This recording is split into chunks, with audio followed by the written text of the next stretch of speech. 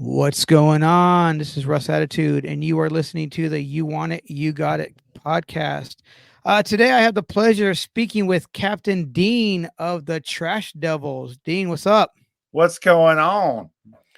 You know, I've seen about your band, for posts and stuff, and then you reached out and said you wanted to do a little chit chat, and I'm like, well, Yeah, let's do this. So, yeah, you were looking for people to interview, and I'm like, I'll do it. so, so Dean, man, how long you been playing music, man? I go back to the magical year of 1988. Wow. Okay. I was 12 years old, and I'd just gotten like my first real electric guitar. And so my birthday's around Halloween. About a month and a half later, we're going to have the sixth grade Christmas party at my Okay. elementary school. And I begged my teacher, hey, can me and I had this buddy of mine in class named Dwayne, who was a drummer. We were both in band. So Okay. we were the drummers in band. But he actually wanted to be a drummer, and I had this guitar. And I was like, hey, can we play? And she was like, yeah. So we got these two 12-year-old kids that could really barely know what they were doing. And we got up there and played like two or three songs that were probably just absolute shit. And we had a blast. I tell this story a few times. It was very much like when Marty McFly is on stage and he starts jumping around and acting Yeah. crazy. It was that moment for me because I'm in front of my entire school and I'm like, look at me. I'm a rock star. I got a guitar and I'm up here crushing it, in my and that's how it started for me. I grew up in a very musical family. My uncle was a professional bass player. He was actually the original bass player for what became Newgrass Revival. So him and Sam Bush went to high school together, and they had this band, and there was a lot of music around the house. Okay. So it was very dominant for me at a very, very early age. So from like age 3 to I'd say 11, I was constantly listening to records that my grandmother had, and my brother is a little older than me. He had a hell of a record collection, and we're the MTV generation. Yeah, So yeah, for sure. all of that, it was just a perfect melting pot. When you're born in the late 70s and MTV comes on in 81, and the radio stations back then were just outstanding. And so I remember a lot of those memories as a young kid. But that one moment in sixth grade in 1988, that was kind of the official ticket stamp for me. Hell Like, yeah. I've not stopped. I've been doing it ever since. Hell yeah, man. Yeah. So now that dude that you that played the drums, you does he still play music? Not no, I don't think so. So I switched high schools about midway and lost touch with a lot of those people. And out of nowhere, I think in like the year 2003 or something, I ran into him. Like, I was building a house at the time, and we went into a place to look at windows and doors, and he was the salesman. Oh, nice. And it was like instant, like, "Oh, man, how you doing?" And I was like, he's like, "You're still playing." I guess he knew I was still at it. Bowling Green's still a pretty small town, so Yeah, yeah. everybody knows everything. So he knew what I'd been up to and stuff. And I think he said he didn't play, if I recall Yeah. correctly, but yeah, Um no, it was just one of those flash moments, really. so you still you're in Bowling Green, that where you're born and raised? Yep. Born and Okay. raised in Bowling Green. We're only, well, back in the day, we were an hour north of Nashville, but the increased speed limit and the cities are growing and growing. Yeah. Now we're only like 45 minutes from Nashville. So Yeah. Nashville and Bowling Green, in my eyes, have always been kind of like a sister city kind of thing because everybody from here goes to Nashville. Oh yeah, yeah, yeah. And so as a musician, it's absolutely great. Bowling Green's always had a really good music scene, and it's always had really good music stores, but you can't beat the ones that are an hour down the road. Yeah. So Nashville has always been like a second home for me. Well, how far is Louisville from Bowling Green? It's about an hour and a half, but the Okay. weird stuff about that is that it's in the Eastern time zone. Oh, So when yeah. you go to Lexington or Louisville, you have to go, okay, we go on stage at 9 and it's already 5 up there. It's 4 o'clock our time and 5 o'clock Yeah. their time. So we need to leave now so that we can get there by 7. Like it gets confusing. But Yeah. then you get off stage and you drive home and you're like, hey, I'm halfway home and it's the same time that I left the venue. The So venue. I was in Lexington for a week for my work. I work at the Tilted Kilt, and I worked at that Tilted Kilt for a week, which I guess it's I don't know where it's located now that I can think of it. It's down the street from that arena. I know that Rupp much. Arena. Yeah, is that where Yeah, you saw? Lexington's still a pretty small town if you think Yeah, about it. it's that's where the Derby and shit's at, right? Lexington. No, Lexington's where all the horse farms are. Okay, So that's where they breed a lot of the magnificent racing horses and all that stuff. But gotcha. you're thinking about the track in Louisville, Okay, Churchill Downs. oh, that where that's at. Okay, Churchill Downs in Louisville is where the Kentucky Derby is. gotcha, Lexington has a place called Keeneland, which is also a track. gotcha. And I think it's important, but not national television important kind of thing. Gotcha. But Um, so high school, man, you high school, you were doing bands and whatnot. What kind of music were you into at that time? Like, what were you listening to? I listen to everything, and my brother and I call them brothers because all of his friends were like brothers to me too, and my cousin Mike as well as part of this group, and all of those guys are like 3, 4, 5 years older than me, Okay, and they had their thumb on all the stuff going on, and so my youth was pretty much everything on the radio, and then MTV comes along. So hmm, I know that there was a lot of like Elvis in the house. There was a lot of early rock and roll, and so I was really introduced to that. I think living in this area, knowing that my uncle was involved with Sam Bush. My grandmother grew up down the street from Bill Monroe, so bluegrass music was kind of in the house as well. But what I gravitated to as a fan would be more just straight up rock and roll. gotcha. So I Yeah, remember as a really young child, Joan Jett put out "I Love Rock and Roll," and yeah. um, I know that we had that. My brother actually reminded me of this the other day. He's like, "Do you remember that we had that 45?" It And I was was- like, "No, I don't remember that. I was like 3 years old, but." He was like, "Yeah, I think that was one of the first records we ever owned."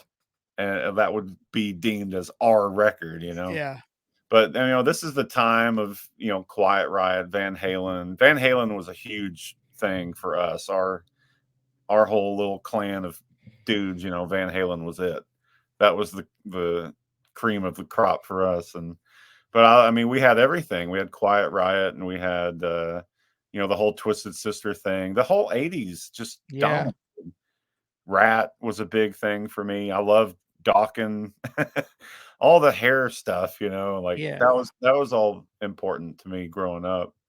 Uh, So it was a good time to be alive.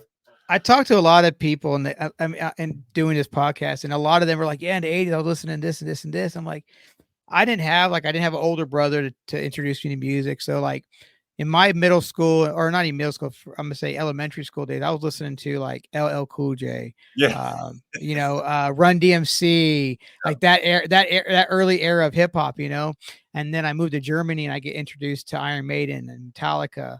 yeah. And then the next year I get introduced to fucking Black Flag and the Misfits. And then it was just kept going and going. And then I'm just Yeah, like, I got that's so much true. shit to And listen to.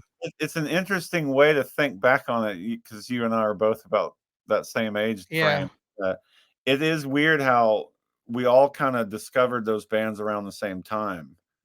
And then, of course, Headbangers Ball comes on, and Oh, it's like, oh, yeah. finally, we got some. At first, it was great, and then I feel like because of Metallica, and thankfully, like Thrasher magazine, Metal Edge Oh, mag, like all the yeah. magazines, Hit Parader, all that stuff, they helped open up our eyes and see the things that MTV wasn't playing. Yeah, for sure. So luckily, all of my brothers and everything, they knew all of it. And if it wasn't for them, none of that stuff would have been passed down to me the way it was. But yeah, the Misfits were a big deal to us. We love when we discovered the Misfits and Fear, my eyes were open wide. Yeah. It was like it was game on at that point because I have always loved punk rock music, even though I didn't really know what it was as far as differences. I'm the weirdo that puts the Ramones and Iron Maiden in the Oh, same yeah, yeah. world, but other people are like, no, no, no. There's heavy metal, there's punk rock, there's this, there's that, and so I get it, but a lot of that stuff really hit home with me because I love the simplicity of it Yeah. and I love the energy of it, and so that's always been something that I've looked at as I want to do that. That's what I really want to do as a musician, but it took years to get to that point for me. I've gone through so much crap in the last 30 something Yeah. years, but yeah, I love every bit of that journey of the discovery factor, and you Yeah. discover a band that's already been around or already broke up, and then you get to discover their whole Oh, discography and yeah, man. it's brand new to you. Well, that's why I always tell people, and they're like, "Man, there's nothing new out there." I'm like, "There's so much new shit out there. There's Oh stuff that I'm been there's bands that I find from the 80s and 70s that I've never heard of, and that's new to me." And like you yeah. said, you go down their whole discography, and find stuff. I love doing that now. Like that's a thing I do all the time is that we have one of those half price bookstores. Okay. So I know Nashville has them and I've been to them and they're kind of higher in price. Like they're nice quality CDs that are Yeah. resell but yours are like $5, $7 and stuff. The ones here are $1. Oh, nice. And so I have everything under the sun that you can think of. I have all the discographies of all the great bands of all time. But what I do is I go in there and I purposely look for band names that I've never heard of. And you Okay. can always tell a punk band. Like you can instantly look at the name or just the album cover and go, "Oh, Cover. I'm gonna like this." So it's not uncommon for me to walk out of there with like, $15, $20 worth of CDs. And they're all just completely new to me. Yeah, for And sure. I love that. I love discovering old music that I consider new to me. So that's a big thing for me to do right now. There's so many bands that I had slept on over the years, and I'm like, what was I doing? Like, why did I sleep on these bands? And I'm gonna be honest with people, and the people I always say this to people. There's one band that I slept on, and people give me shit for it, but Motorhead. I slept on Motorhead That's for funny. so many years, man. So many That's years. funny. Yeah, that was an early one for me too. We had we were very lucky up here to have a mall that had 3 record stores in it. Gotcha. Which I know down there that's very common.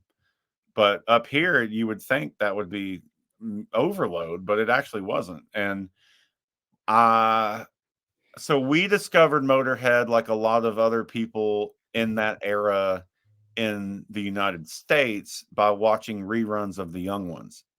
Because they were on there. They were on the Young Ones and they played the Ace of Spades, and that was my introduction to Motorhead, and that had to be 1983, 4, 5, Wow. something like that. And I went to the record store and I bought On Parole on cassette. Wow. And then not long after that time frame, this was around the same time that Eat the Rich came out. Or no, actually it was before that. So Orgasmatron came out in 1986. I got that for my Christmas or my birthday. I got Wow. Orgasmatron for my birthday. And then Eat the Rich came out after that. And so that was one of those bands where they'd already been around for 10 years at that point, give or take. Yeah. And we jumped on that train immediately. We loved Motorhead. Me and my brother and our friend Craig and my cousin Mike, we all loved Motorhead. And that's a big one for me. I've got the majority of their stuff on CD, and they're great. And as a bass player, singer now, Lemmy's one of my top people. Yeah. Like He's the I always he look at what he did and say that's what I want to be like. he was cut from a different cloth, that's for sure. Definitely. Um I went and saw Metallica back in 2008, maybe not. It was a Death Magnetic tour, but Lemmy came out and they filmed the footage for that Lemmy Yeah. documentary that came So out. you were at Bridgestone for that Yeah, performance. Okay. yeah, and they're like, you might see there's some extra cabs over here. We're about to bring out an old friend of ours, and of course Lemmy comes up. I'm like, holy fucking shit! Yeah, Who would have lucky thought? you, man. I wish Yeah, I was there for that. because that's the closest to seeing Motorhead I'll ever see. You know? That's true. I Yeah, had an opportunity to see him and I fucking missed it. And I kick myself to this day. And he's gone. I was gonna go see him in Indianapolis on that last tour, yeah, and he got sick, and they had to cancel a bunch of shows, and then he died. yeah. And so my brother got to see him twice. So Lucky. luckily he got close, and he even met Filthy Animal, so that was pretty cool. Um, I like hearing stories about Lemmy, you know, from different musicians and stuff. Of course, there's the story where Scott Ian from Anthrax was talking about they were on tour, and it's like the '90s or late '80s, early '90s. They're all wearing board shorts, and Lemmy comes out the round with his little booty shorts on, and he's like, "What are those?" They're like, "Oh, these are shorts," and he does like, "Those aren't shorts. These are shorts," and he walks off, and his ass cheeks are hanging out, They had and like uh, yeah. But hey, who's gonna tell Lemmy, "Hey man, that don't look right." You now gotta talk to him. Lemmy's definitely a big influence on me. Motorhead's great band. I thought when Mickey D joined the band, they leveled up. Like Mhm. the sound quality got better. I think the music got better. The overall quality got better because Lemmy found the producer that produced all of their records for the rest of that time.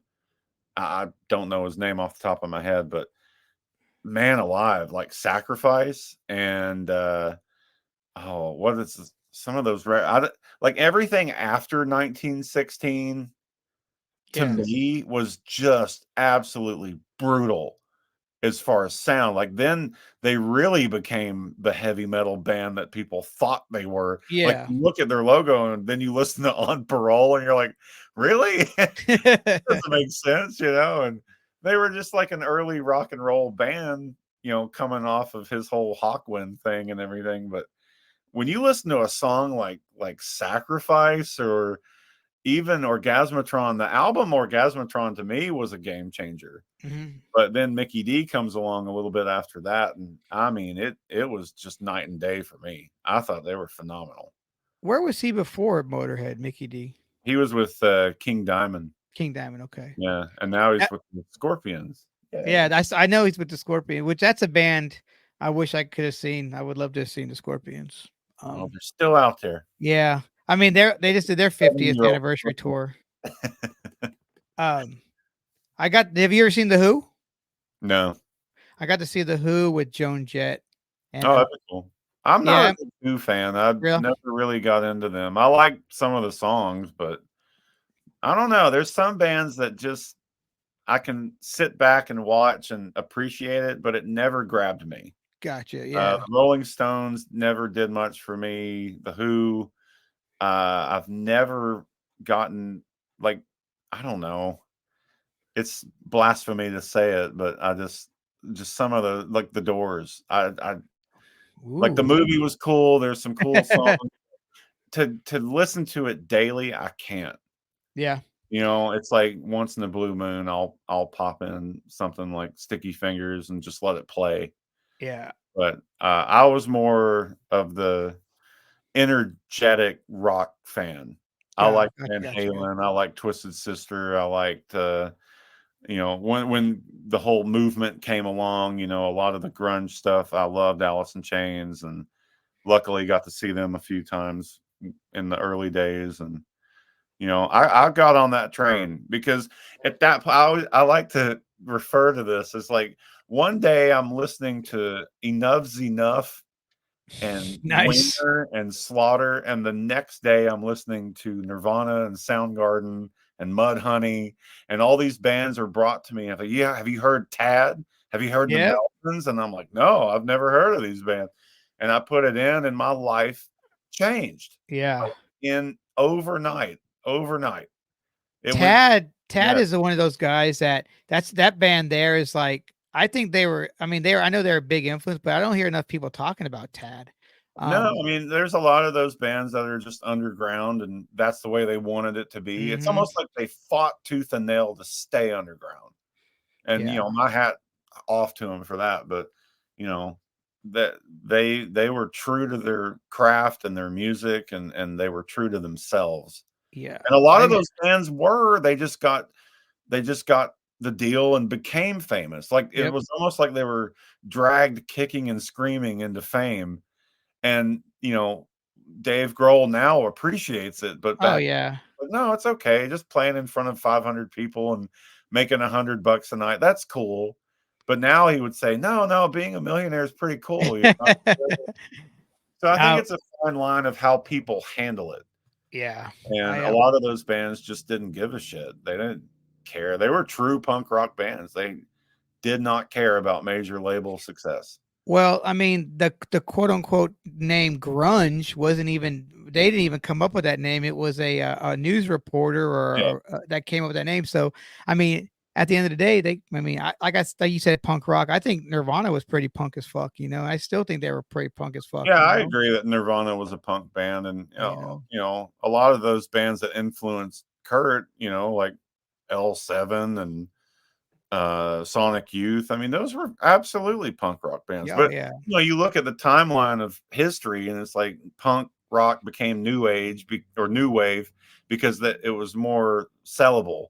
yep, It had a product ability to sell, and so he was very influenced by a lot of that stuff, and it shows in his sound and songwriting. But I thought Nirvana was a punk band. yeah, for I think sure. there's a lot of punk bands that wouldn't be deemed punk rock. Oh yeah, I Yeah, mean, that's just common lore because just like the term grunge was created by somebody writing an article, I think yeah, the word punk was the same thing, and heavy metal came from oh yeah, something that meant nothing at all. And it's like heavy metal was referred to for like Jimi Hendrix and Led Zeppelin and Deep Purple, and I'm like, really?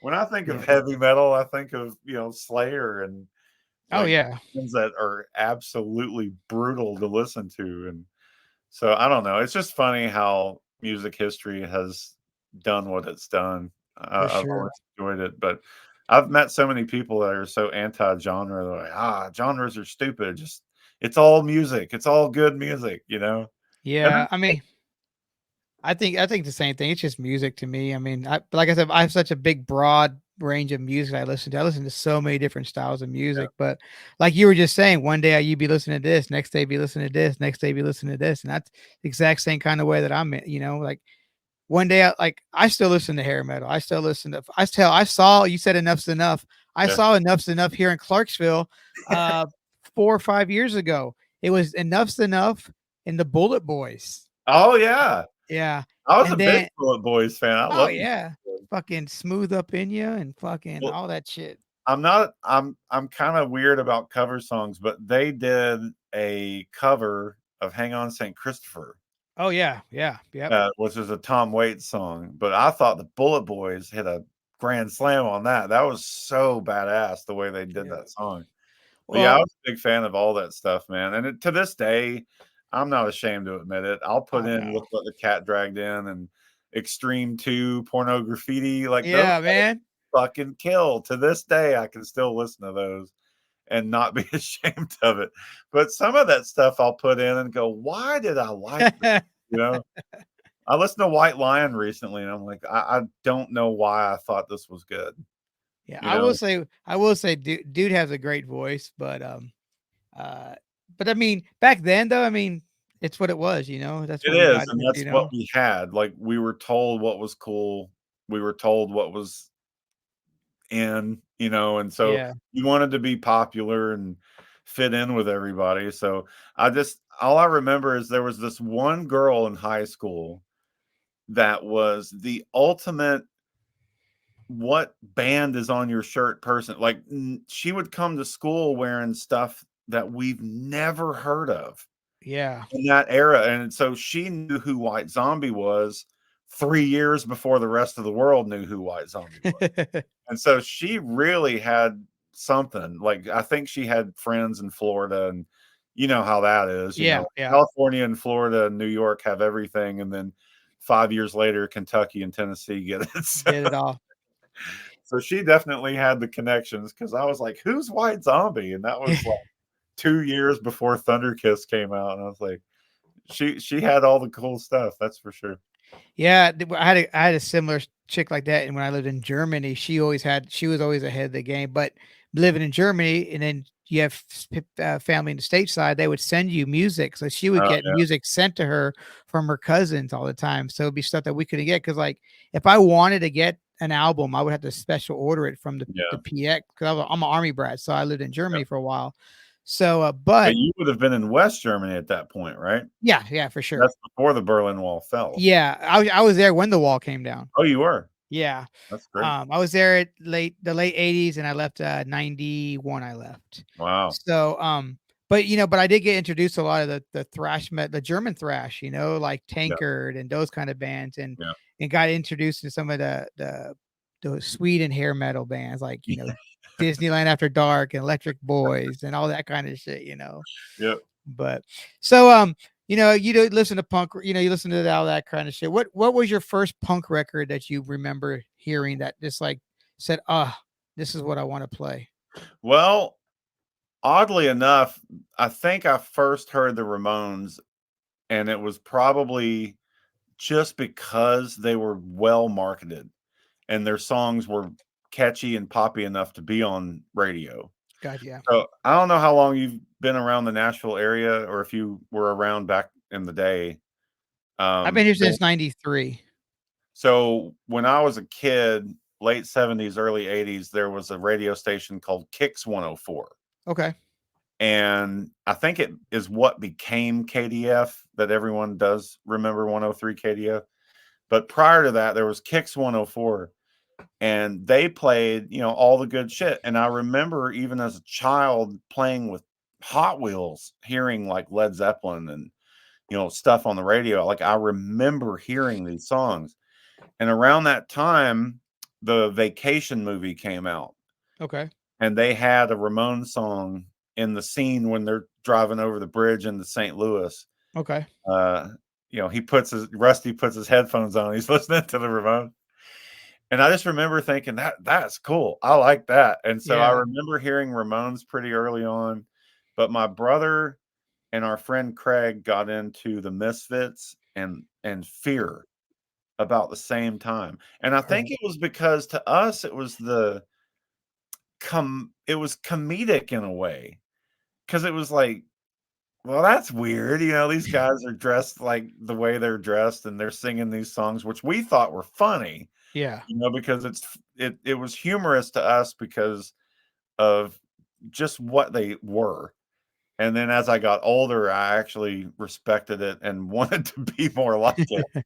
But I think the Ramones definitely stood out as an early hearing thing. But I have to give credit to Joan Jett because she was already solo at the From the point of Runaways. our discovery of her with, I Love Rock and Roll and then a few hits followed after that. And I still, to this day, would say Joan Jett's a punk rocker. Oh yeah, for sure, man. And The Runaways was like, it was like the first it wasn't really a put together band, but it was a marketing thing. yeah, They knew what they were doing, but Lita went her way and Joan went her way, and Lita Ford falls under hair metal, and Joan Jett falls under punk rock. punk rock. So Joan Uh Jett definitely opened the door for me on the sound. The Ramones followed. Misfits and Fear definitely had a huge impact on me when I was in middle school. Joan Jett, I mean, she's been playing the damn near same set for how many fucking years, but if it ain't 50. broke, why fix it, And I can see that same set list and watch her play it over and over again, and she destroys it every time she does it. Yeah, Um, she's definitely queen in she my eyes. I've yeah. always loved Joan Jett songs. Yeah, I think I've only seen her one time, maybe twice, but I know for sure once, and that's when she opened up for the Who. That's Um, right. yeah, but I mean, Every she time I want to go see her, it's always on a terrible day and I can't go. But maybe one day. she was just here recently in Nashville, and I forgot who she opened up for. She was It at the was Ryman by herself, and it was like $80 a ticket or something on a Wednesday night. And I was like, I man. can't do it. Have you ever been to the Ryman for a show? Oh yeah, many Yeah, times. I I've seen some good show. My first show I saw there, which is funny, it took me so many years to go there, but it was Oasis in 2003 or 2006. 2006. Cause my buddy was like, "I got a ticket to Oasis. You want to go?" I'm like, "Fuck it." I hope I they was played like, Wonderwall. "Yeah." Well, I was sitting right behind the wall, so I couldn't really fucking see. It's like the only fucking seat in the damn uh um Ryman, and I'm sitting behind the fucking thing like Yeah, this, trying you're to look behind the behind. team. Yeah. But I've seen other shows there over the years. It's a great venue. It's one of my favorite venues just because it sounds so good. But Oh yeah. tickets are pricey at times. At times, yeah. I saw Yeah. some good shows back in the day when tickets were still $20. So Well, when they it's remodeled it and opened it back up and started having shows, like I saw a lot of shows there actually. yeah. I think we and my buddy were looking at our Oasis tickets, and it was $37 for Oasis, and the surcharge was only $7. Now, if the ticket's $37, you're paying $24 in fucking service charges. Yep. It's crazy. But That's true. I'm gonna go if I want to go to a show bad enough. I'm gonna go to a show. You know. That's true. Um. Gotta live once, right? Yeah. So in high school, did you have a band that was pretty popular that you were in, or were you guys I just did. Oddly enough, so that story I told you earlier, that sixth grade experience, that was Mhm. kind of a one and done thing. Like me and that dude just kind of winged it. And by the time I got to junior high, seventh and eighth grade, I had a band. I was still playing guitar and so I guess the lead singer, but I don't really remember much of singing. But we would get together and go over a few songs and play these dances. okay? And, it was kinda like the same experience, like, it was just 20 minutes, you get up there, you play 4 or 5 songs, and then the DJ comes back on, right? But it's Yeah. like, "Hey, let's show a big round of applause for our local students that are rock stars," you know? So, I get to high school, and, everybody in my circle, my brother and everybody, of course, 3, 4, 5 years older than me. And so all of their friends are my friends. I'm not really hanging out with people that are my age. I'm hanging out with everybody that's a few years older than me. Yeah. So I'm a freshman in high school, and these guys are like juniors or already graduating.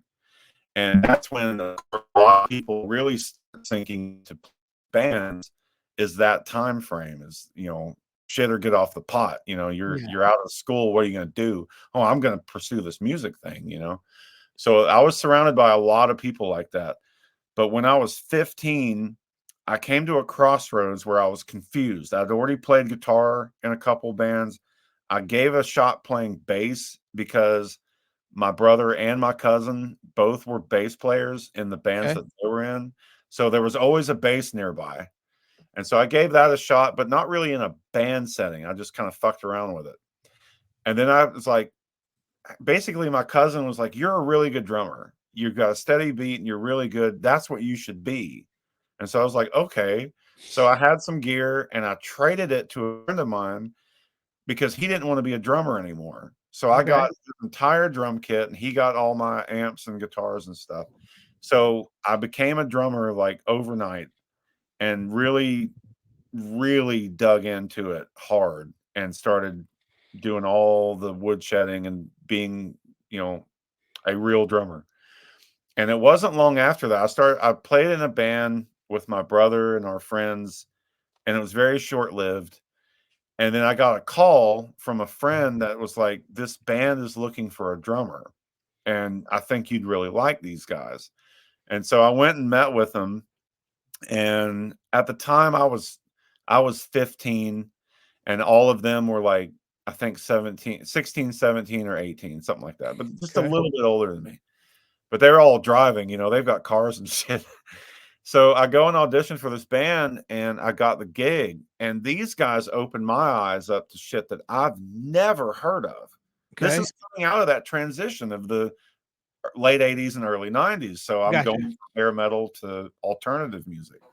They opened my eyes up to the Velvet Underground and Lou Reed and Frank Wow. Zappa. And, we're playing like covers of, I think we played Sweet Jane. And there was a lot of like that kind of stuff. So that whole movement of 1991, 1992, when the music shifted, literally, Yeah, for sure. we were part of that in Bowling Green. We became the hot band to go see because we were alternative. And that's what the local college radio started playing. Yeah. And so we got to get on the coattails of what grunge was doing across the world, and the whole, quote unquote alternative music took over the world with Lollapalooza and all that. Yeah. So I was in a band called Marijuana Catfish. And I think our name grabbed just as much of attention as our music did. But we were part of that scene where we helped usher out the hair metal bands and bring the cool factor to the club scene. And it was Gotcha. and it was crazy because I was a kid and I was part of that thing and it was great. It was a great experience. It really was, and that was the majority of my high school Wow. time, and then after high school, I just went from band to band to band, and I've been doing it this whole time. Um, were you in any bands back in the 90s that was that did anything, or you just stayed local? It was pretty local. We played in Nashville a lot. A lot of bands that I know around here had better luck playing up in Louisville, Gotcha. but I like Nashville. To me, it's just that I don't know. I knew the city, I knew the clubs and all that, so I just had a better outcome down there. But a lot of the stuff I did, I guess you would call regional. We didn't travel too far. Yeah, for sure. Um, by the time I got into my 20s, I moved to Nashville and I started getting hooked up with these touring bands, but they were basically cover bands. Gotcha. So you'd have the guy who has the record and he's got the deal, but he also has a booking agent. And in order to go on the road, you have to fulfill a 4-hour show if it's just you. Yeah. And so they had the booking agent booking shows, and so we got to tour the country, but we'd play two originals and then a bunch of covers. And that went on and on for a while, and then I don't know, it wasn't for me. Like Gotcha. Yeah. the cover band thing, like that was a big turnoff for me. And I was like, well, I can do this at home. Yeah. Right. So around 2003, I came back home and gave up the touring thing. And that same time, we had our daughter. So then I had to wake up and go, okay, I'm an adult, I'm a Yeah. dad, I need a real job. And so I started to do all that shit. I cut my hair and got a real job and Um. became a dad and all that stuff. But I still played. I was still playing, but just locally. But I kept getting involved with all these like cover bands and music I didn't want to play. But as a drummer, you can do that. Yeah. You can set that button to autopilot and just as long as you know the beginning and the end, you Yeah. kind of wing it the whole time. So I was a drummer for a solid 25 years of my Wow. life. Oh. And I wrote it pretty hard, and I did some great stuff. I did some really cool stuff, but I never found the perfect band that I Gotcha. fit in with and that I musically fit in with. So that's how I ended up to where I am today. So today you're in a band called Trash Devils. Yep. How long has Trash Devils been around? So Trash Devils is the name is new. We were Okay. originally called Mongo, Okay. and we changed our name recently because we got a new drummer.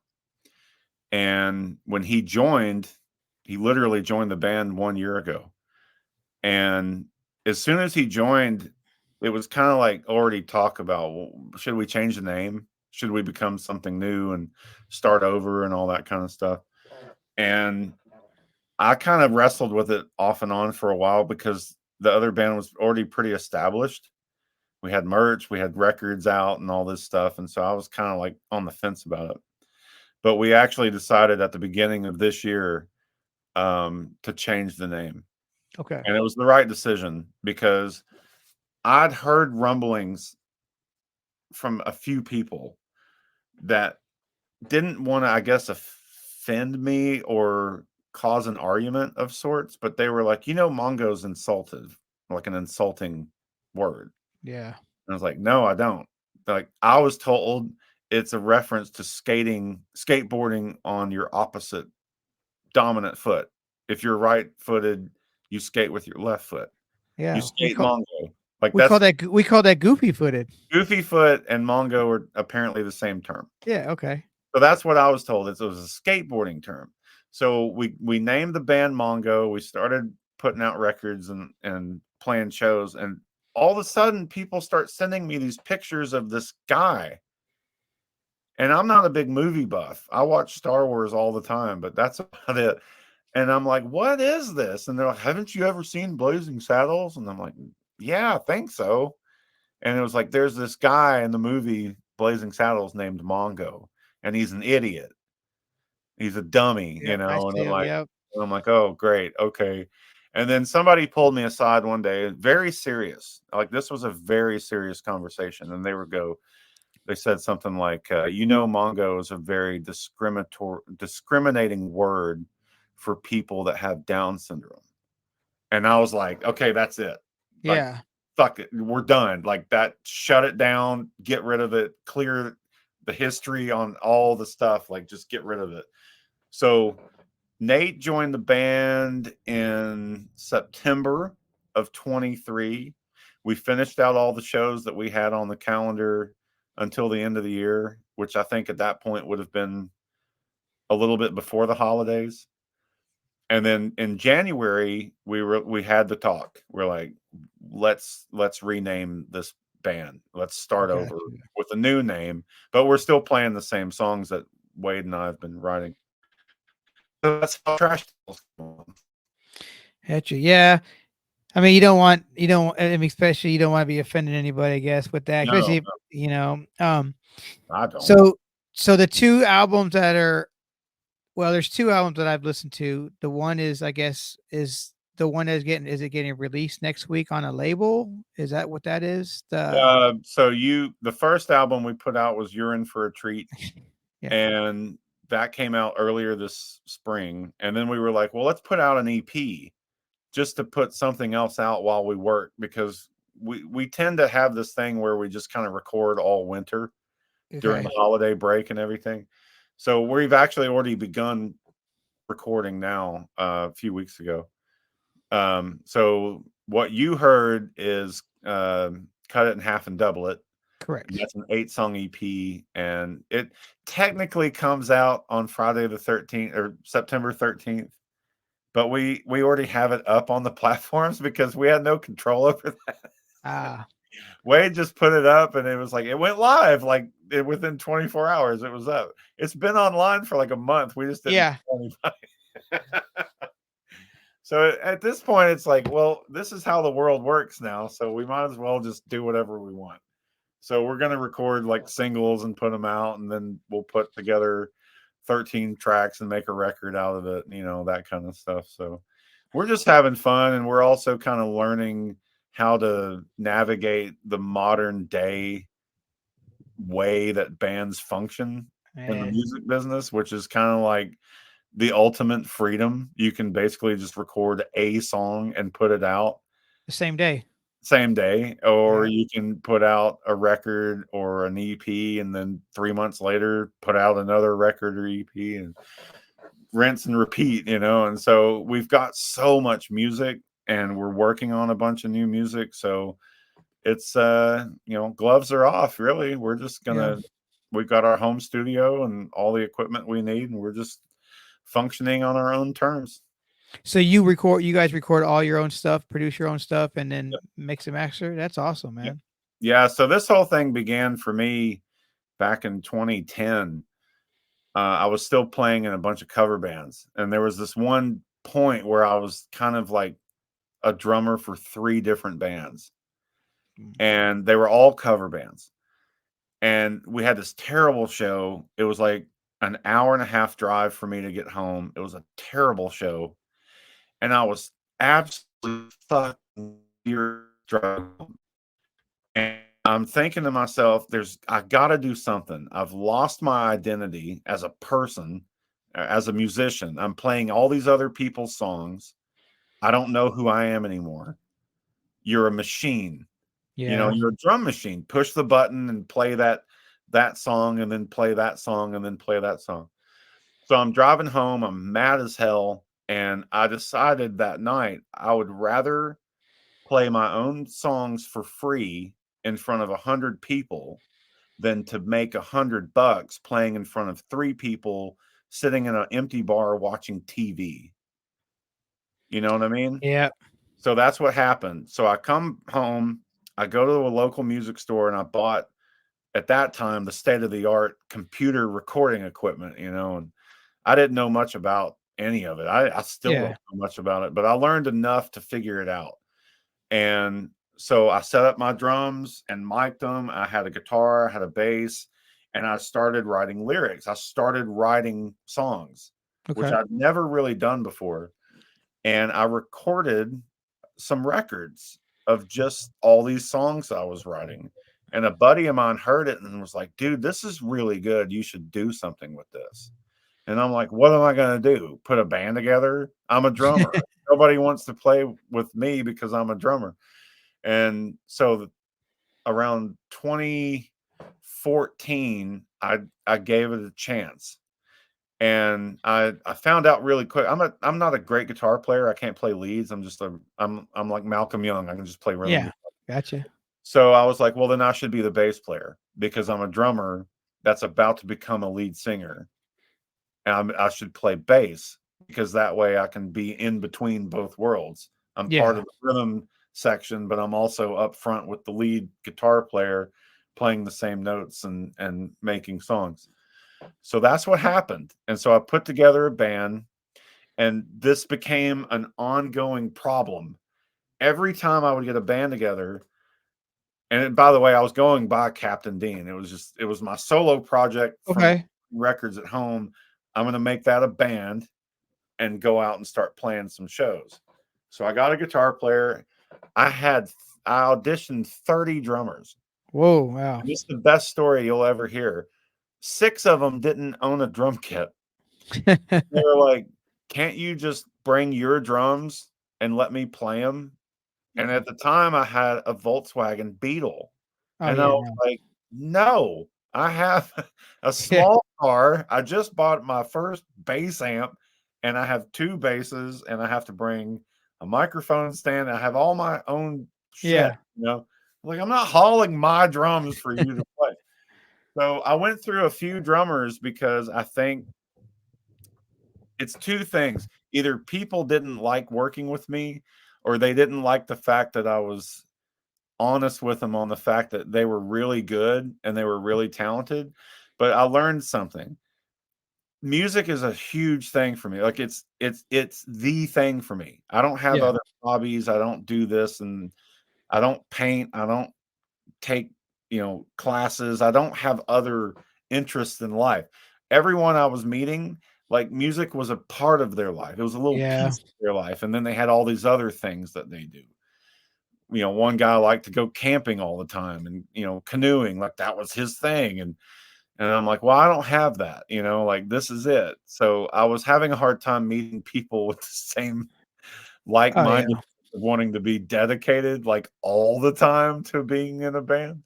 I So I went understand. through a few different lineups, and then one day I realized that the Captain Dean thing was like a curse because they would always say, "Well, it's your band, you Yeah. tell me what to do. It's your band." So I was like, "Fuck it, we're gonna kill that." And so I started a new band with a new name, with 2 new people. So that was called El Astronauta, and El that lasted Astronato. for a little bit. We made uh, I think we made 2 records and an EP, and COVID hit, and it kind of broke the band up because we couldn't play shows and we couldn't really do anything at all. And I wanted to play punk rock, and the guitar player wanted to be a stoner rock band. And I was like, I don't want to do that, you know. So that band ended, and then Mongo formed, Okay. and it was the same drummer that was in El Astronauta came with me, and we formed Mongo with Wade England, who was also in the Trash Devils. Wade was an old friend of mine that also loved punk rock and has always wanted to play punk rock. And so we finally found an opportunity where he wasn't in a band and I wasn't in a band at the same time, because we were both like pretty hardcore about that. We can't be in 3 bands, you know? Yeah, yeah, yeah. So he was free and I was free. And I said, listen, I want to play punk rock. And I know he's a big fan of like Social Distortion Oh, nice. and trying to think of some other bands he always talks about. We had a lot of mutual stuff in common. We both love Alice in Chains. We both love Paramore. But he was more of a Social Distortion fan, and I was more of a Blink 182 and Green Day fan. But in my mind, punk rock is punk rock. It's Yeah, for sure. all on the same playing field.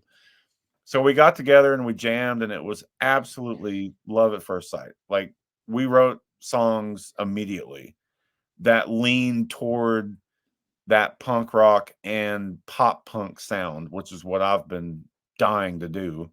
Okay. And so Mongo lasted for a few years.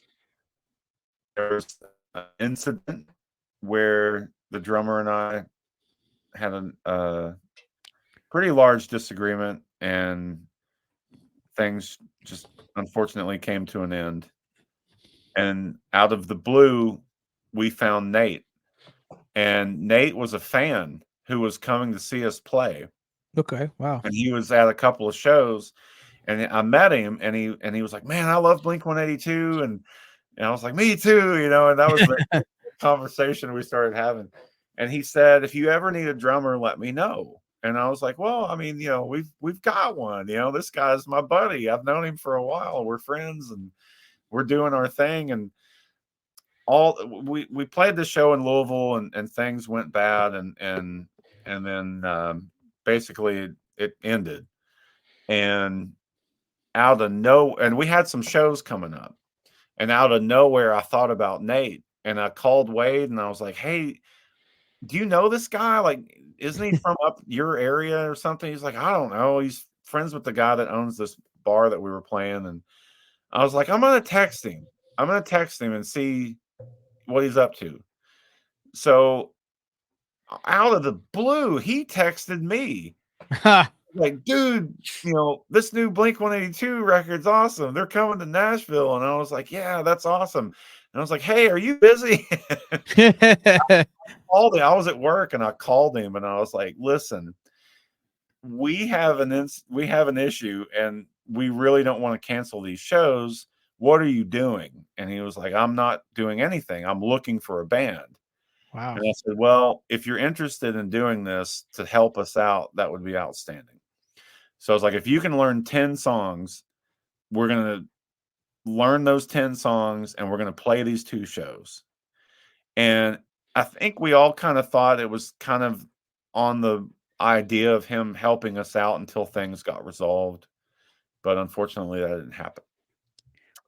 So we played those 2 shows, and it was like a switch had been flipped.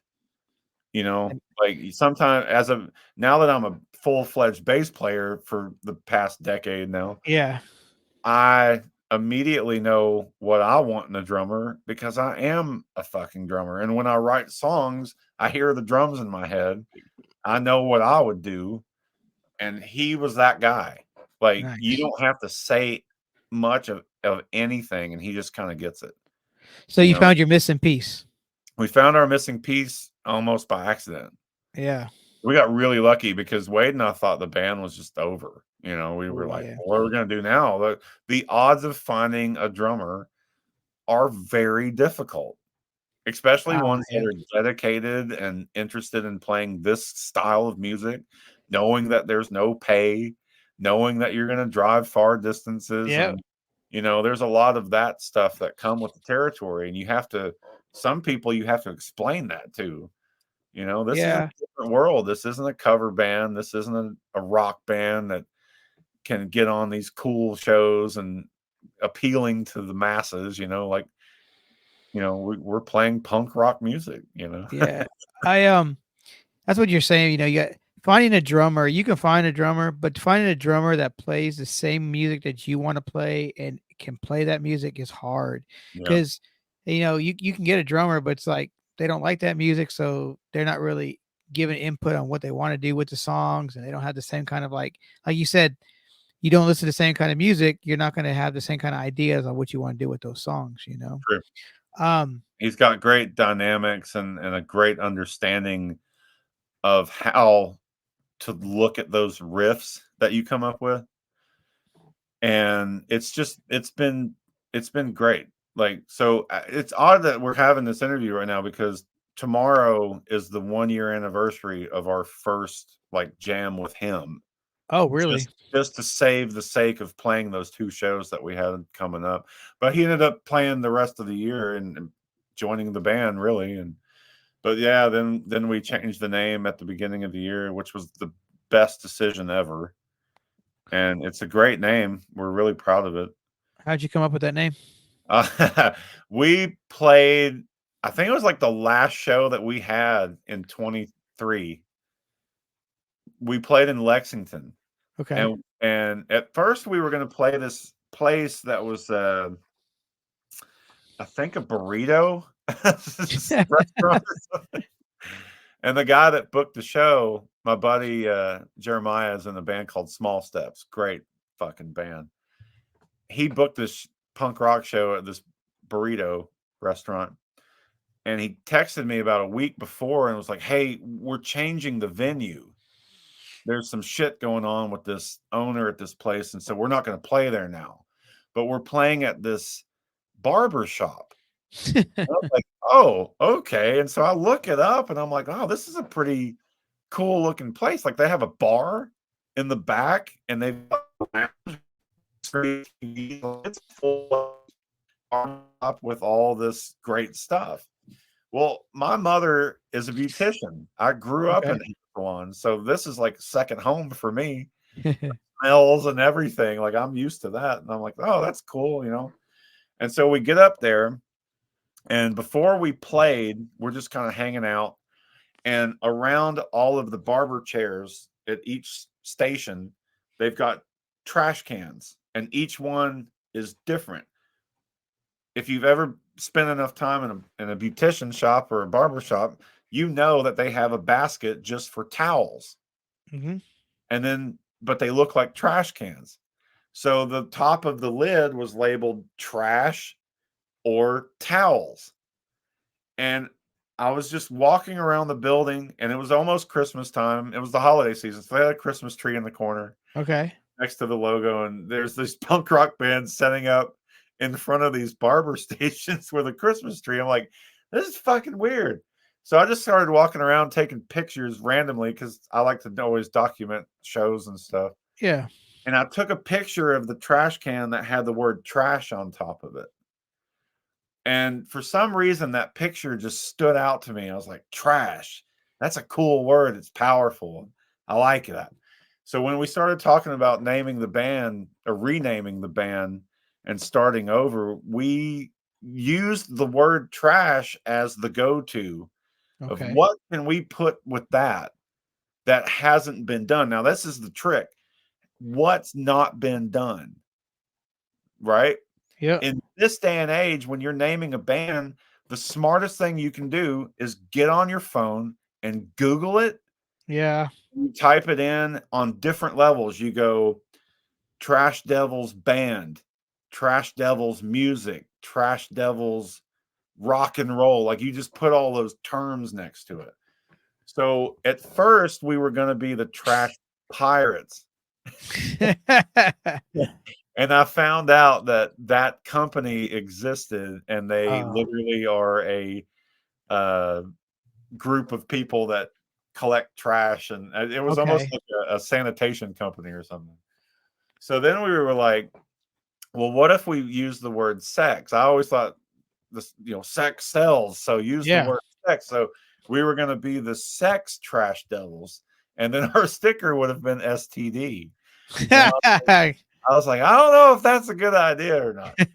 And at the time, my buddy Mike Billups from Coffin Curse Records, he was like, I don't think that's a good idea because there's a lot of bands that have trouble getting booked because their name might be offensive or something like that. Yeah.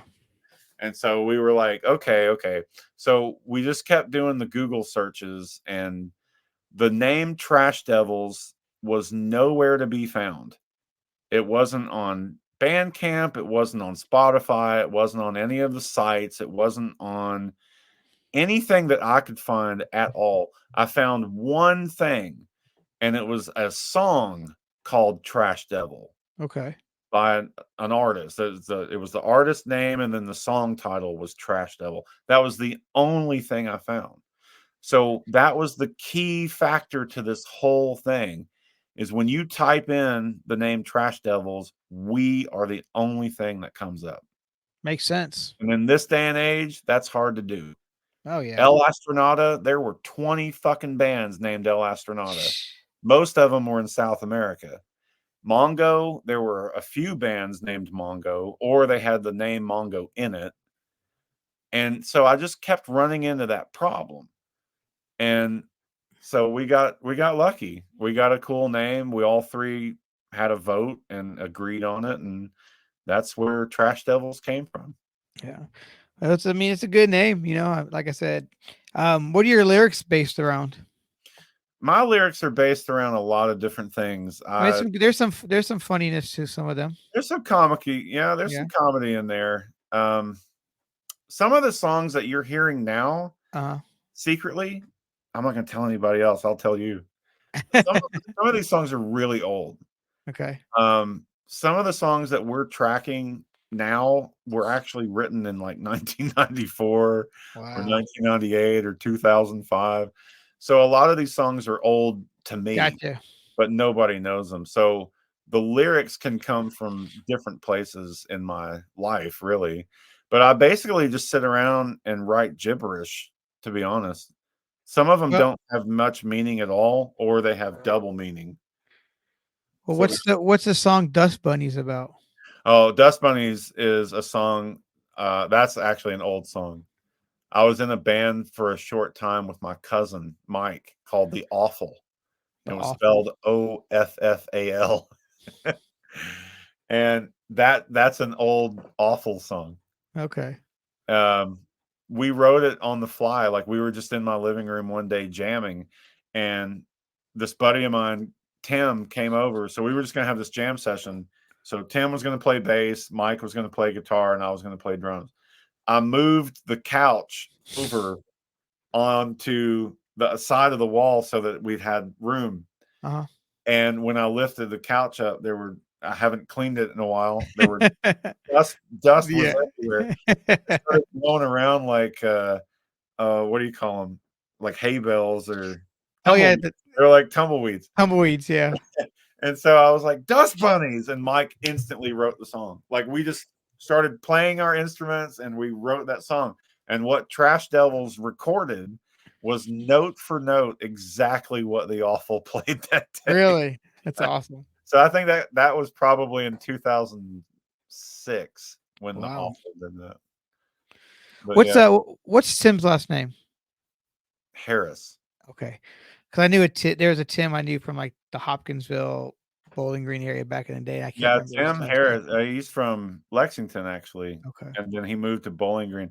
We worked together for a really short time. This guy is an extremely gifted guitar player, just phenomenal guitar player, but he's one of those that never wanted to pursue being in a band, never gave it, like, a real shot outside of high school. Gotcha. He was the guitar player that's like, I'm pretty good, I guess. I don't know, but he put it down and became a dad and lives a life and makes lots of money. And Well, you're happy though, right? oh yeah, I'm totally happy. So I asked you earlier about this festival, right? About this Dougtopia you guys are playing Utopia, this yeah. weekend. Well, I texted my buddy. I was like, "Hey, man, what was Doug's last name in Hoptown?" He goes, "Why are you guys playing his fest?" I'm like, "So it is the same fucking Doug. So it's Ah, Doug Puckett is his name, and fuck it.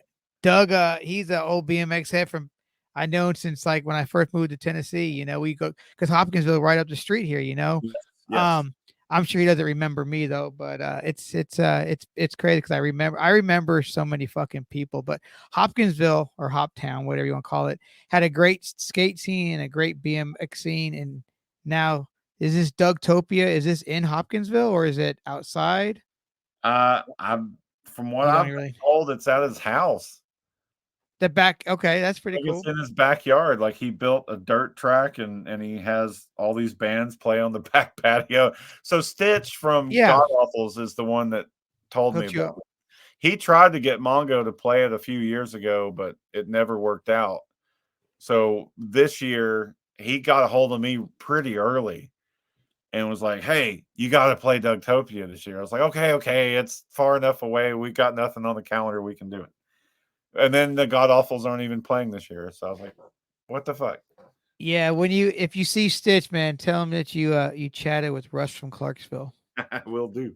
I used to skate with him and shit. I haven't seen him in probably 2012 maybe is the last time I saw him. Oh man, he's a Um, good dude. We oh, really good guy, played a man. few shows with him this year. We actually brought him to Glasgow. I was so proud of this. I have brought the God Awfuls to Morgantown and Glasgow, Kentucky. And if you've ever been to these places, you would not think in the wildest dreams that that band would play those towns.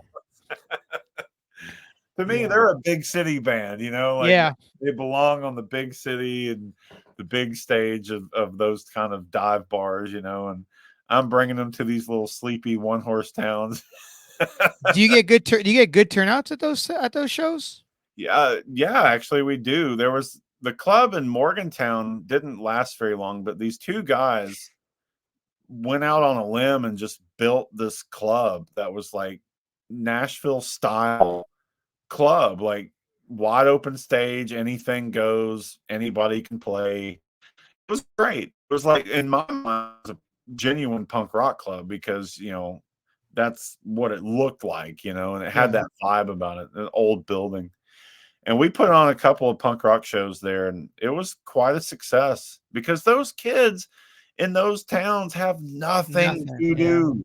So we actually had a pretty good turnout at some of that stuff. And Glasgow is isn't too far from Bowling Green. That's where Trash Devils is home based at. That's where we okay, record and everything. And so Glasgow's kind of our more of home turf for us, and we actually do really well there, much better than Bowling Green for some reason. The Bowling Green scene has shifted quite a bit, and yeah, it's been difficult to book shows around here lately. Um, but we haven't had any problems in Glasgow. So we brought God Awfuls up there to play at a club a few months ago, and it was great. We had a really yeah. good time. Yeah, like I said, I met Stitch. Like I said, when I first got, I didn't know he was in a band until years ago. He hit me up at the time. I was in a band called Guerrilla Warfare, from Clarksville, and he's like, "Hey man, can you all play Dougtopia?" And I was like, "Let me see." And I asked the guys, and we weren't able to do it. And I was really upset because I wanted to play because God Awfuls were playing that year, and I was like, "Fuck, I get to see Stitch," but we didn't get to do it. So, but it would have been cool to play with him, man. But That I gotta say that the best part of being in a punk band, I've wanted one for so long. I finally got it, and that is hands down the best part is the bands that I get to work with. The band, I'm a huge fan of these guys. yeah, So it's almost like you book shows knowing that as soon as you get your shit off stage, you get to go watch them. yeah, And we played 2 weekends ago. The first Kentucky flea market, the Kentucky punk rock flea market took place okay. just outside of Lexington, and it was absolutely phenomenal. and there's just some of the best bands from this area, from this region, were Yeah. there, and I absolutely love this music. I love the community around it, and the people I've got to meet are I'm just a hardcore fan of them musically. I'm a hardcore fan of them off stage when I get to talk to them. We all just love to talk about gear Yeah. and our love for bands and, eras and sounds and looks and all that. It's so much fun to me. I just absolutely love it.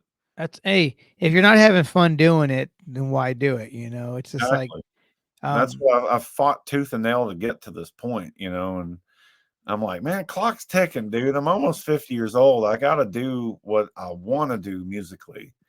And, there were some good times, man, back in the day, but cover bands will break you if you're not into it. yeah. There was I mean one year I made so much money playing I think I was on the Rolodex of like 3 bands. shit. And I made enough money to pay for our Disney World vacation. And that ain't cheap. That is not cheap, not even 15 years ago. But it was cool, and it was like, "Oh, wow," it's like it was a job. It was a second job, part-time job kinda thing. And I thought back to the days when I was touring with those Nashville artists, oh, wait, let me put it right. Those Nashville recording artists that I got to work with. Yeah. You would be in the hotel room, and my drum kit became a desk because I was Uh, doing it for a living. I didn't have a day job at that point. I was just traveling the country playing in these bands, and everybody was going to make it big and all that shit, and none of it panned out. It was a good learning experience in my early 20s to do that. But I look back on those moments where it was like drumming became a job, and then I come home and start playing in cover bands, and it was basically a part-time job, but it was every fucking weekend. yeah. And so the money was good, but I had no life, and I had no sense of understanding who I was as a musician anymore. So I had to start this whole process of firing up a solo project and writing my own songs and forcing myself to become comfortable with being a lead singer, which is really dumb, by the way. I don't know why every band I've been in since this started, I could never find a guitar player that could also sing, like lead. Like they can Yeah. sing backups, but they can't take over and sing lead the whole time. And I'm like, man, that'd be great if you could sing too, because I don't want to sing on every song. But unfortunately, it's worked out, and I'm doing the best I can. Now, so I mean, does a guitar player, does he do backing vocals as well? He does. Yeah. So the Trash Devils are Wade England on guitar and Nathan. Nate, he's going to kill me for that. I'm sorry, Nate Hornback or Nate Miles, but we go by our nicknames on stage and shit. So I'm Captain Dean, and Wade is the Electric Pirate, Okay. and Nate is Sparky Hornback. The greatest fucking name for a drummer ever. And yes, we do background vocals recording. Like all 3 of us do the woes and yeahs and all Yeah. that shit. But on stage, Wade and I do share background vocal duties and stuff. So that's helpful Um, because otherwise I would just blow my voice out in 6 songs and have to quit. yeah. Um, so I was talking to you earlier about some bands. You know about the Graveyard Kids in Nashville? Yes, I Yeah. love the Graveyard Kids. We played 2 shows with them. Uh-huh. And when you had Wes on your podcast, Okay. he mentioned the show that he played with this band at the Exit Inn. They opened for the Misfits. Okay. And I was at that show. Really? And I texted him the next morning. I walked in, see behind me, I got this poster wall and Uh-huh. shit. The flyer for that show is right above my head. Okay. I took a picture of that and sent it to him. And I was like, dude, I was at that fucking show, man. I remember that band. I remember you. And he was like, oh, that's crazy. But I'm a huge fan of Wes and Graveyard Kids. Nashville's got some killer bands, man. Oh, for sure. No Loves, that is No one of Loves, yeah, they're good. they're a great band. I absolutely love that band. Um, there's a lot of good bands down there, and I'm of course, now that I'm talking to you for a podcast, I'm gonna forget every one of them. What do you think about Second Self? Second Self is outstanding. We brought them to Cave City, Kentucky, Yeah, I and they blew that little fucking bar apart. They were outstanding on stage. That's the kind of band I love. I look at them like, why can't we sound like that? You know, they're good. They're good. they're great. I haven't chatted with them yet, but I want to. We did a show with Hans Condor and Second Self and Reckless Threat from Knoxville. And Reckless Thread is really good. oh yeah, that is that's a great band. They're all Yeah. great. I Yeah, mean, yeah, yeah, yeah. I think I honestly say I booked these shows so that I can see these bands play. I just want to have front row, you know. Yeah, I there's I love mean, yeah, No Love, Second Self, Boomsticks down there. Golly, I'm trying to think of all my Hans buddy my Condor's great. buddy We're playing with Hans Condor at Dougtopia, so I'm really looking forward to that. my buddy had a band from Nashville. He's been around for a while, the Nashville scene. He had a band he started up with him and his buddy called No Concern. Mm, He was in Lonesome Town Drifters. You never hear of them? I have heard of that. Yeah, my buddy is Eric Orozco. And then he played in a band with Wes. They played in Blacklist Royals together. Mm, Which is kind of I kind of say they're kind of rockabilly kind of ish, I kind like of Bruce, kind of mixed with like some Bruce Springsteen because they were from the same area, so the Bruce Springsteen sound. But that. yeah, there's a lot of good bands out there, man. I'm doing this podcast. Lets me see what else is out there. Yeah, Um, the Knoxville scene's got some great stuff, and I don't know, just the region. Knoxville's always had good stuff.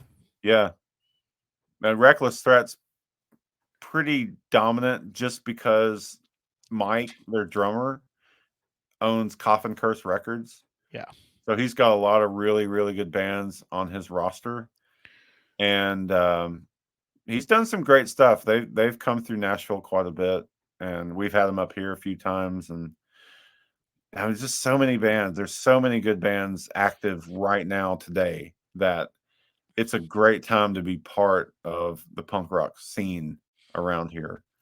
No matter yeah, what the outcome is at the shows, and you know what I mean? Like you play the Spring Water on a Tuesday night, and it's cool to us. Like to us, it's all that self-satisfaction kind of thing because you're doing it, you know. yeah. That's one of the venues in Nashville I never got to play with Spring Water. You've never played the Spring Water? Mm-mm. You I was in a ba- I was in a band called Taken Under for 18 years and never played there. And then I was in a band called Guerrilla Warfare for a while. We've never played Oh, there. yeah, that's right. But my band Guerrilla Warfare, well, they're still a band now. I'm no longer in the band, but I left the band. But they were actually when I was in the band, we were on one of the Coffin Curse compilations. Oh, cool. Which one? Yeah. Um, which one did Second Self do the Linoleum cover?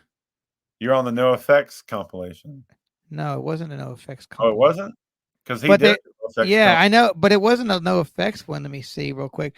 Um, but yeah, it was the Oh, it first. was the one that he made look like the Epitaph record, right? The Punkorama.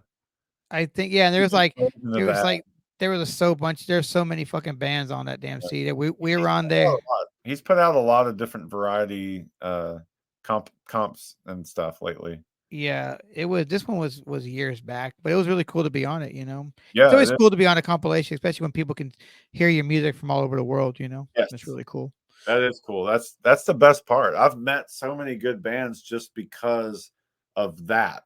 Yeah, Like, and I'm so thankful that we're doing what we're doing because this is all I've ever wanted to be part of is that community, and it's a great thing. Like we got to witness it firsthand. We played when we were still Mongo, we did play in Knoxville for one of the Coffin Curse events. And okay. there were several bands there for that. Great. That's where I met Wes. The Graveyard Kids played that show. and then to do the Kentucky punk rock flea market. That is just there's like 40 bands played that day. Like they had two stages and it was great. And did they get that idea from the Nashville punk rock flea market? Possibly, but around Louisville and Indianapolis, they have the punk rock night Okay. community. So I think it originated in Indianapolis, and then I know that Louisville and Cincinnati and some of those bigger cities have had those events. But as far as the term flea market, I don't know if Yeah. it came from Nashville or if it came from somewhere else. Oh, I lied. It wasn't Second Self doing the cover. It was a cover song opening the album. It was Low Season doing Fugazi, but Oh. it was the To the Rescue compilation that came out. There's 80 tracks on here. Oh, that was just a digital release. Yeah, and it Yeah, was we're on that well, too. we got the CD too. It was it had 4 CDs in it. Um Wow. yeah, it came out in 2021. Huh. I guess Yeah. I don't have that one. Yeah, it was the cover's really fucking cool. Like it looks like some Ninja Turtle type shit. I can't really see it too well. But yeah, that's always cool when you got people like that too that do that kind of shit, man. It's Yeah. helping out everybody. So so what's the goal for Trash Devils? Just play and have fun? Play and have fun. That's all we can do, really. I mean, we're all dads and you know family and jobs, and so we never set out to become famous by any stretch of the Yeah, yeah. imagination. But we're just trying to play as much as possible and have fun. You Yeah. know, that's what it's all about. The past few shows, we've had an absolute blast just doing what we do, and again, getting to see all these other bands and be in the audience for them and see them in the audience for us is kind of mind-boggling because I'm a huge fan of these guys, and Yeah. it's a big trip to see that, and I just love the whole vibe of what the punk community does. But we are trying to get down more into Nashville. Gotcha. um we haven't had much luck with Louisville. We would like to expand out and do more of like a weekend warrior type thing Yeah, because yeah. we've got the ability to do it. But so far, we're just having really. It's been a struggle just to get venues to get back to you, and Oh the way yeah. things are now are so different from the world I come from. I just don't know what else to do. You can send an email and say, "Here's some dates we have available. We'd love to play your show." Oh yeah, we'll be in touch, and then you never hear from them Never again. hear from them. Yeah. And I, I'm not much of an alcoholic drinker, so the last thing I'm going to do is just go out to a bunch of bars and drink and become buddies with people. yeah. I'm just like I'm the old school entertainer. I'm here to entertain and try to bring an audience in for you. I Yeah. can't be a barfly here all the time. So it's a weird world, and especially to not be in that city. You know what I mean? And not know anyone Yeah. in that city, like that's weird. But then I see bands doing it all the time, and I'm like, what's the secret? And they're like, you just got to email them like every day, once a week, twice a week. And I'm like, okay. So Yeah. I mean, I'm not into this for the being a booking agent. I just want to Yeah. play my music. We uh we used to have a cool spot here in Clarksville that closed down 2 years ago. I can't believe it's already been 2 years, but it was a venue called the Warehouse, and it's been Yep. here for forever.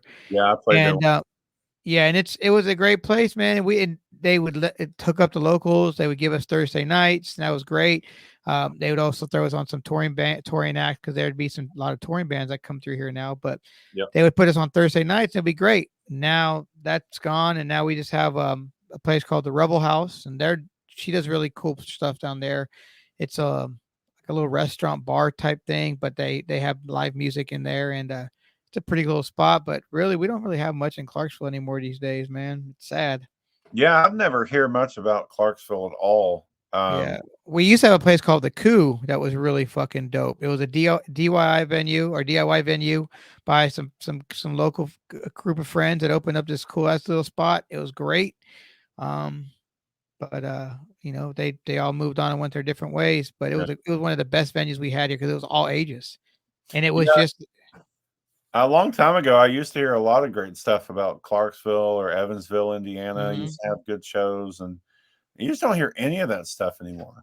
Well, Evansville, their scene is thriving right now, but I guess it's more like the hardcore scene up there is thriving Uh, again. And so, they used to have some great clubs up in Evansville, a lot of good clubs, man.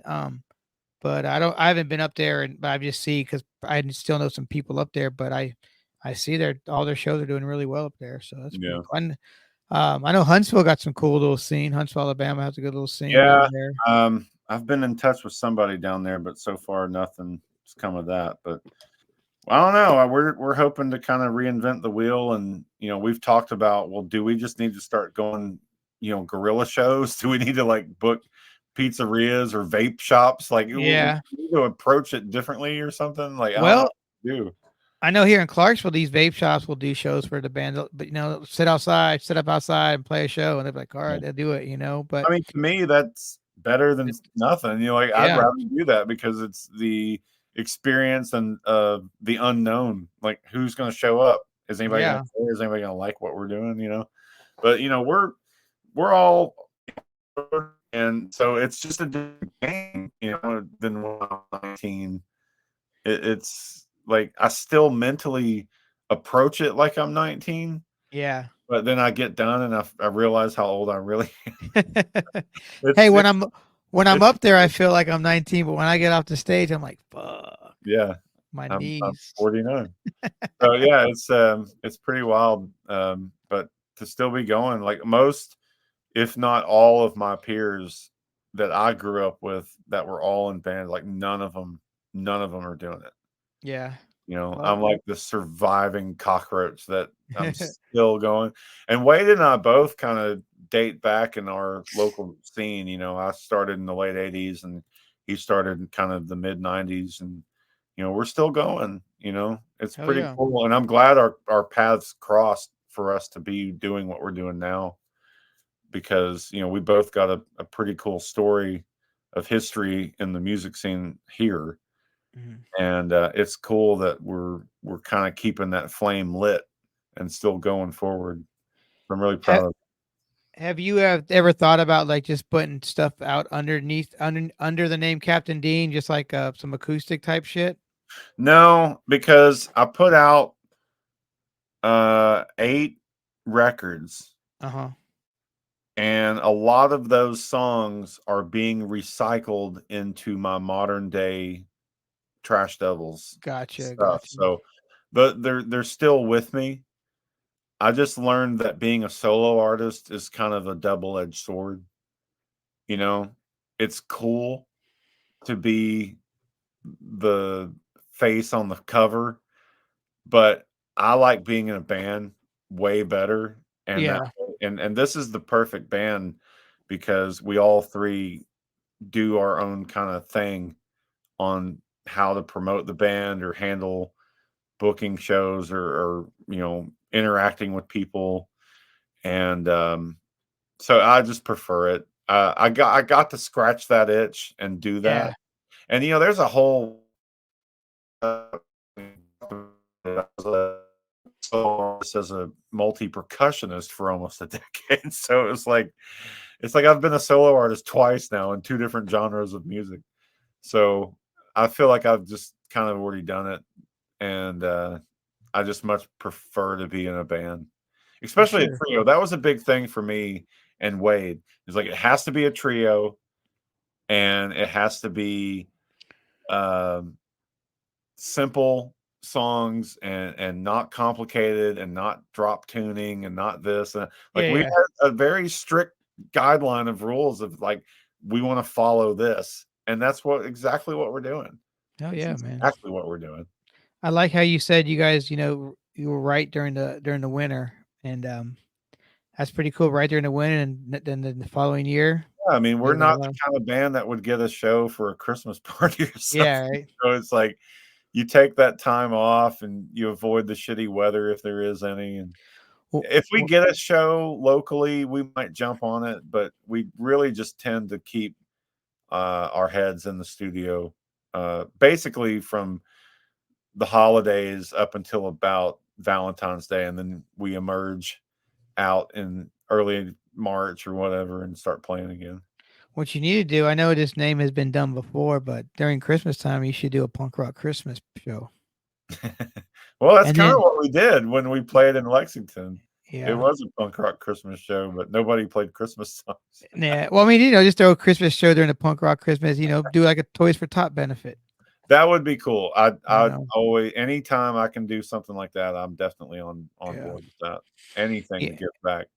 yeah. I'm I always actually like those talking kind of to a shows. local theater here, and they're like, "Well, we can't really put shows on and make sure the bands get paid." And I was like, "No, let me stop you right there." I was like, "Punk rock is different. Like we Mhm. want to play, but see it go towards something good. Yeah. Well, we don't care about making if we sell a few t-shirts and CDs in the lobby, we're happy.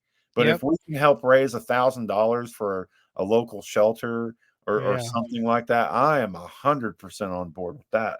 And so she was having a hard time processing that. She's like, "That doesn't make sense to me. How can you be in a band and not want to get paid?" I'm like, this is how the punk rock world Yeah. functions. It's not about money. It's about doing good and having fun at the same time. Yeah. I know. We not my band in particular, but I know there's bands around town that have done stuff with the animal shelters and stuff. But they'll do like a little gig or something, and Mhm. right, whatever money goes to the animal shelters. But like I'm the same way you are, man. It's like if I can give back, I'd rather give back. Like one, I'm not hurting. I got a job, and if I can, Exactly. I'm not trying to make money off playing music anymore. That's been done with, and now it's about having fun. My Yep. next goal though is my next band I'm doing is gonna be a punk band. I already got the people, and I'm looking for a drummer. That's I my don't know thing. any. But I'm not in the rush to get it, but it's gonna be we're gonna start off just right off the bat, just so we can get comfortable with each other. We're gonna start off with a few covers, but I want it to be in the vein of like Descendants and Yes. like that kind of shit. Now there's Uh, a band we didn't mention earlier. no, did you I go was see them? Did you see them? I did, I did, but Yeah. oddly enough, that was a band that I was extraordinarily late to the party on, and I remember I posted something on social media, and I was like, "To all the people I grew up with, to all the friends I knew, to everybody that I've ever encountered in my life that knew about this band, you can all go fuck off because none of you told me about them." I discovered bands like that because of Blink, like Yeah, they yeah. talked about their love of the Descendants, and Well, I had I, this. I love the Descendants. I had a copy of a Descendants tape from friend had like two different albums on it, but there was this glitch in the tape that I just thought was part of the fucking album. And then when I bought it like 20 years later on CD, it was not on there. It was the fucking glitch on there. But I was expecting that glitch to come and it never happened. But Oh, that's funny. yeah, I just saw them back in April with Circle Jerks. So Circle Circle Jerk, Jerks, Adolescence, and Adolescence. Yeah, I was there. Brooklyn Bowl, yeah, Agent Orange. Not Agent Orange. God damn it. Adolescence. Yeah, Adolescence, Circle Jerks, and That was a Descendants. Yeah, great yeah. show. I was Oh, so dude, so happy good. to see them. So happy to see them. Yeah. I've Have you seen ever seen them? every band I love. I've seen within the last two years now. Every one of them, pretty much. I was going to see Bad Religion in Oh, I'm October. pissed off. They got canceled. That I don't know why, but they canceled. That sucks. Yeah, it's that family illness of some sort. Yeah, yeah. I've But seen them a few times. that was gonna be a big check mark for me to get Bad Religion off that list, but recently I've seen all of my favorites, Blink, Green Day, Descendants, Circle Jerks, Rancid. Like, I've been waiting years to see these bands. I saw, Alkaline Trio when they were in town Oh, a I would lot. love to have seen them. I want That's to see great. them. At Marathon everything at Marathon is a great show. We saw Newfound Glory the other day. Yeah, how was that? How'd you like that? Fantastic. They're Like a great everything live band. I've loved for the last 20 something years, I'm finally getting to see them live, and I'm so happy. I'm so I happy. I saw um, Newfound Glory, Blink, and Midtown at Am South Amphitheater back in 2001. I Yeah, think that was good a good stuff. show. That's And really good times. yeah, Newfound Glory is a great live band though, and they're so fun. Um, how was Chad doing up there? Not too good. He had to step off stage for Yeah, a few songs, and the guy in the background kind of took over and played, but uh, It's he was doing the best he could. But that's sad. That's yeah, a sad story to hear about and you know, everything. and at least I'm happy that he's able to play a few shows here and there, but he's not able. I mean, obviously, he Well, can't he do the whole about tour. midway through the show, he was like, "Hey, I just want you all to know that I almost canceled." Oh But he was man, like, "But I'm feeling good. We're able to get through it," and yeah, that was pretty crazy. But yeah, that's the joys of being old and seeing your favorite guys yeah. that are 10, 15 years older than you. It's like, damn. Actually, I think Newfound Glory, they're all younger than us. You know, they're in their early to mid 40s. They're younger No, band. They're no, I younger think dude. they're all easily 50 and up. They're younger than us. They started later. Really? Newfound, yeah, That's crazy. They yeah, look because Chad was 16 in a 98 when he was singing for the hardcore band Shai Halud. yeah, I guess you're right. Yeah. Um, Oh don't yeah, say they look. I Don't was say they look old. They look young. Don't say uh, that. No. yeah, I was I 18 in 95. So yeah, I guess you're right. yeah. Let's see. That's a fucking trip. Chad Gilbert was born in 81. Wow. Yeah. Okay, well, I'm out. No Now, idea. well, Ian was born in 77. Oh, okay. So same. I love watching him play. I love watching Ian play. Yeah, But well, that's a good show. um, what's your favorite Newfound Glory record? Well, that's difficult. I I don't have favorites in this world. Okay. I look at everything as just one thing. Like if I listen to Green Day one day, I'm just in a Green Day mood. I'll just play every record they have.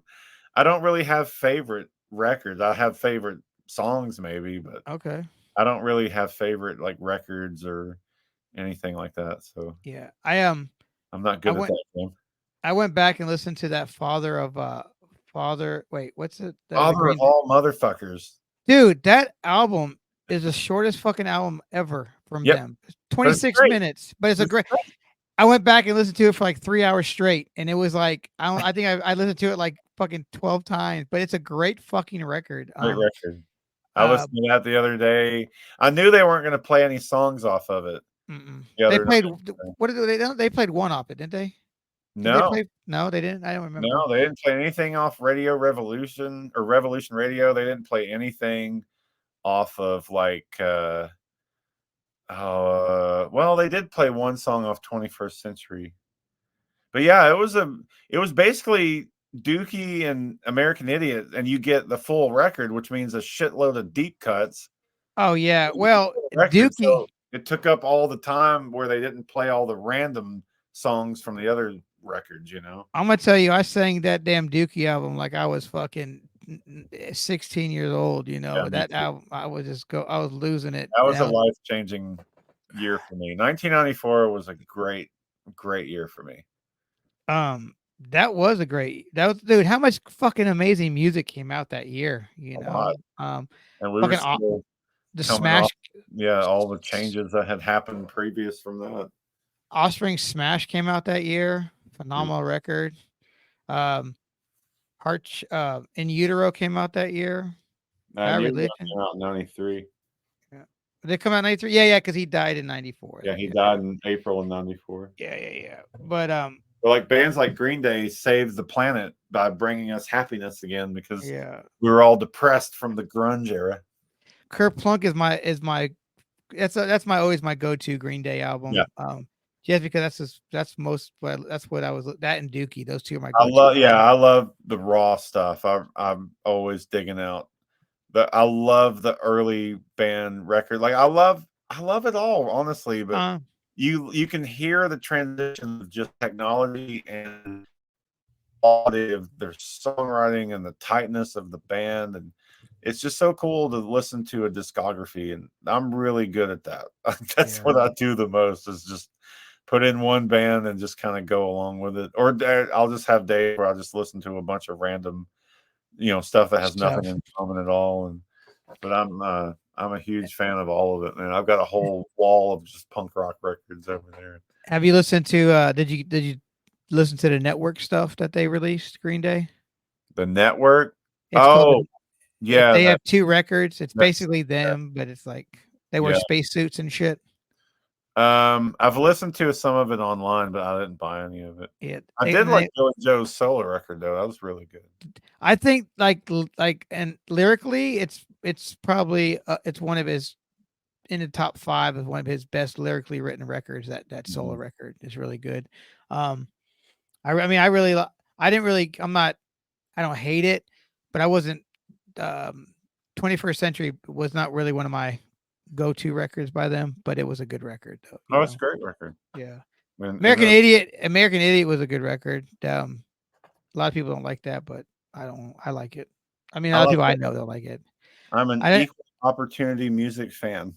Yeah, I didn't realize how many damn songs that I remembered off that record. Because Dookie, I knew every fucking song because I wore that damn thing out. That when it came out, it was not a car or a house that I would go to that record was not playing. It's true. You know, That was a good summer, that's for the new sure. album was really good though. I really like the new album. Yes, I'm Yeah, very pleased with the new record. I've loved everything they've ever done. yeah, Like those bands just don't put out and bad it's records to me. damn near it's the same fucking core, you know? Those 3 dudes are so great together, you know? I mean, when Trey came in the band, he added so much more to the band, you know? It's just, Definitely. you know. The X Um, Factor. what was I gonna ask you? So you listened to that new Blink album? I mean, the new Blink today or that yesterday? Today? It comes out Yes. tomorrow, but I heard the little sample thing that they put out. What are they? Because there was something that what was I got an email. It's like for 182 minutes you get to listen to. Yeah, so you click on the website and it takes you to a page that's only up for like a few hours. Uh huh. And you so if you don't get it in time, you miss it. But the record comes out tomorrow. Does it come out tomorrow? Yeah, I like the songs I heard off it. What did you think of that new album when it came out? I was over the moon when that Yeah, record came out. Blink is the top of the pyramid for me. gotcha. Um, I just love that band. I love everything about that band. I love the music factor. I love the sense of humor. I love the seriousness. I love that you can hear their influences come out really strong in their albums. And I loved, when they had Scott in the band. I thought they were a great band. That was Mhm. when I first heard them. Was when Dude Ranch was out, And I and think that's what got a lot of people into them was that I didn't album. think much. I heard "Damn It" and I heard "Whiskey," and back, what it's like Yeah, in 1995. There's a magical era of great music just coming out every day. So we were overwhelmed with music, yeah, and so to me, Blink was just another new band that, oh, I like that song. That's a cool song. But I also like all these other songs that all these yeah, other bands have put out. But once they got Travis and put out Enema, I was on board. I yeah. thought that changed everything for me. Yep. He changed them, and they got better as songwriters, and just the vibe and the sound. Everything about that band is my ultimate go to. Yeah, Like, I really like the stuff they did with Skiba. That was a good those were good I albums, loved you it. know. And everybody hated it, but Oh, I was one of the only people I knew that was like, I fucking loved California. so did you hear the story that Skiba's told about when, you know, they're gonna go take the new band photo with him being in the band? He shows up not realizing they're gonna take the band photo and he's fucking wearing Hurley. Yeah, And he was like, yeah, it was I didn't know we are taking a photo and yeah, here I am wearing fucking Hurley. But yeah. I love Matt Skiba. I loved Alkaline Trio. I definitely got more into them once he joined Blink. I had to go back and listen to oh, he's Alkaline just to make sure. I was like, I hope they know what they're doing. But I was really impressed with Matt. I think California 9 and California Deluxe, like that should have been a Oh yeah, second record. Like they should have put that out as a second record.